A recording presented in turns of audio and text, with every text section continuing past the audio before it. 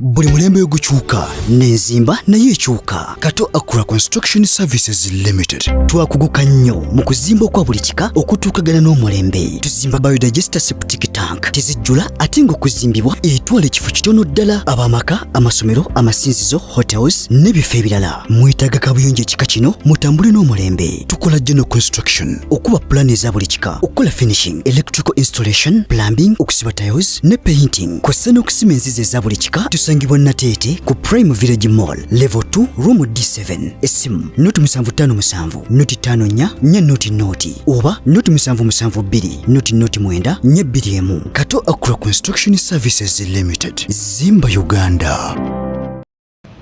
The board was so far awarding loans to a total of 16,439 students since inception.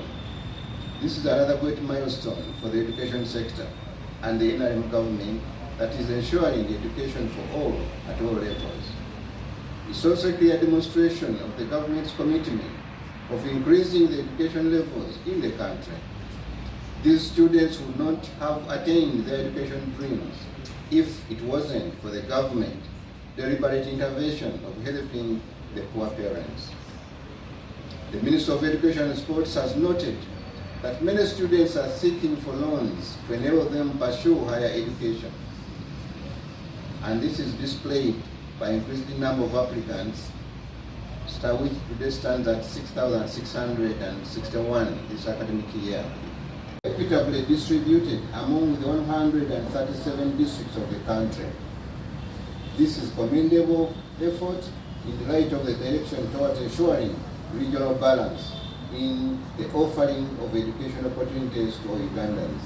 Tukateka mu bilioni nga 10 bilioni ziri suppose okubanga zisasulibwa ziweze bilioni 8 nga zisasulibwa naye nga zisasulibwa mu myaka 11 okyagenda mwewe oyogera bilioni 8 olyalo zonna tuzaagala mu mwaka gumu okyagenda kati mu mwaka guno twafunye bilioni 2 tugenda tubanja mpola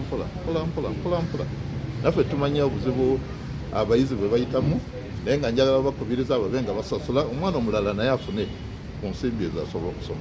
Eno ye skimu esingira ddala kuba ngenza okiraba ku baana abasaba n'olaba nga ddala abaana bali mu bwetaavu. So tusaba gavumenti naye benga etwongeramu ku nsimbi kiri ekyaffe kye twawandiika nti buli mwaka twagala tuyambe abaana 3,000 4,000 benga tukituukiriza.